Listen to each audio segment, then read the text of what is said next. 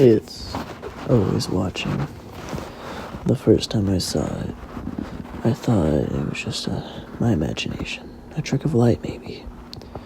It was late, well past midnight, and I was sitting in the living room binge watching something forgettable to distract myself from the restless night. I swear, out of the corner of my eye, I saw something, a head, peeking at me. Far behind the armchair, just a glimpse, my heart shuddered. I whipped my head around, eyes wide and searching, but nothing. I laughed nervously, a brittle sound, an empty house. I'm just tired, I told myself before turning out the TV, suddenly feeling the walls closing in on me. I went to bed that night with the hallway light on, something I hadn't done since I was a kid. But it didn't stop there.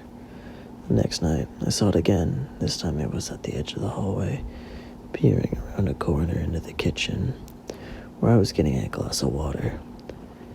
It's just a shadow, a head. A head-shaped silhouette that disappeared the second I turned to face it. The darkness in the hallway seemed thicker, heavier even. I guess the air was filled with tar. I felt it, the watching. And after that glimpse became more frequent.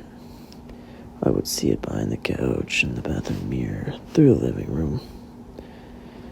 When I forgot to draw the curtains every time, the same head peeking at me, the dark lit, formless, just barely within my peripheral vision. The second I turned to face it, gone. When I switched on the lights, it vanquished even quicker. Like I couldn't stand the illuminations. I tried to convince myself I was losing my mind. I even went to the doctor, who muttered something about stress and lack of sleep. I started leaving every light on in the house, only at night, but the feeling of being watched only intensified. It got to the point where I refused to look around corners. I would hold my breath when I passed by a window at night, afraid to see that shadowy head staring back at me from the darkness. My home became a trap, a place of fear. With every shadow, felt alive. Then, that one faithful night, I woke up suddenly, my heart pounding. The room heavy with silence. There was no sound, just an unnatural stillness that pressed against my eardrums. I didn't know why I woke up until I felt a presence, an unmistakable feeling of eyes on me. I froze, afraid to look, but something inside me, some awful morbid curiosity, made me glance towards the foot of the bed. And there I saw it, the silhouette of the head, perfectly still, peeking just over the edge of the bed frame. My breath hitched, my chest tight. I fumbled with the bedside lamp, my hand shaking so violently I almost knocked it over. I switched it on, expecting it to vanquish like it always did. But this time was different. The head remained. It was no longer just a shadow, no longer a trick of light. Now, in the dim glow of the lamp, I could see it clearly. I wish I didn't. It was a human head, but wrong. Its skin was stretched so tightly, smooth and pale, as though it had been molded from wax. The eyes were wide open, milky white and bulging, unblinking as they stared at me.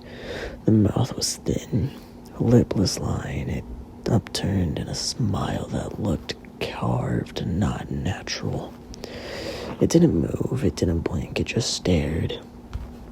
I couldn't breathe. My throat felt sealed shut as I stared back, paralyzed. I wanted to scream, to move, to do something, but I couldn't. All I could do was sit there, trembling, while that grotesque head watched me. Then it slowly began to rise, the head lifting by inch and inch, revealing more of itself. Its neck was long and thin, like a stretched out rope. Its body, if you could call it that, was thin and emaciated, the bones pushing against its pale, waxy skin as it unfolded kept that awful smile and those unblinking eyes fixed on me. But then, it climbed onto the bed. I shut my eyes. I said to myself, it's not real, it's not real, it's not real. I don't remember what happened after that.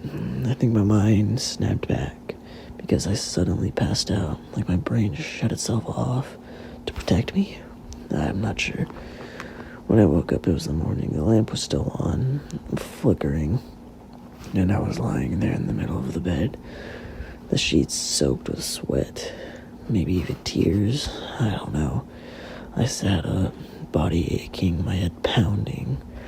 I wanted to believe it was just a nightmare, a vivid, horrifying dream. But as I stumbled in the bathroom, dread settled in on my chest like a lead weight. That's when I saw it. In the mirror, I noticed a thick black substance glistening and oily. Seeping from my left nostril, it moved sluggishly like it was alive. And in the side of it, a shiver moved down my spine. I grabbed a handful of tissue and stuffed it against my nose, desperate to stop the flow. The smell was putrid, like rotting meat. Burnt oil? No. Burnt hair? Possibly. My breath hitched as panic clawed at me. I didn't dare to look at the mirror again, fearing I would see it. Instead, I turned and ran, barefoot and trembling, out of the house, leaving my front door swinging behind me. I hadn't returned home since then. I've been staying in motels, sometimes friends' houses. Though I don't tell them why. I can't tell them, because the truth is, it followed me. Everywhere I go, I still see it. From around buildings, behind trees, even in mirrors in public restrooms. Always watching. I don't sleep much anymore. The second I close my eyes, I feel its gaze burrowing into me like icy needles. Last time I managed to catch a few hours of sleep, I woke up paralyzed. It was in the corner of the room, halfway in the hall, grinning. I could barely hear my heartbeat pounding in my ears. But I couldn't scream. I swear it whispered something, too low for me to understand. But I knew it said my name. At the motel I stayed, I locked myself in the bathroom. I couldn't stand the feeling of being watched anymore. My reflection stared back at me from the cracked mirror, haggard and hollow. Then its eyes shifted. Not mine. It was there. In the reflection, the face directly behind me, warped and stretched like wet paper. Grinning too wide, my mouth began to move. I wasn't speaking. You can't run, it said in my voice. I'm already inside. I smashed the mirror, but it didn't matter. The moment the shards hit the ground, every single fragment showed it, watching from 1,000 angles. I left that place, sprinting into the cold night air. But there's nowhere left for me to go now. I've stopped trying to hide at this point. It doesn't matter. It's always with me. It is me. And now I can feel it inside my head. Waiting. Whispering. Soon, I'll close my eyes and its face will be all that I see. I don't think I'll be me much longer. But at least then, I can finally stop running.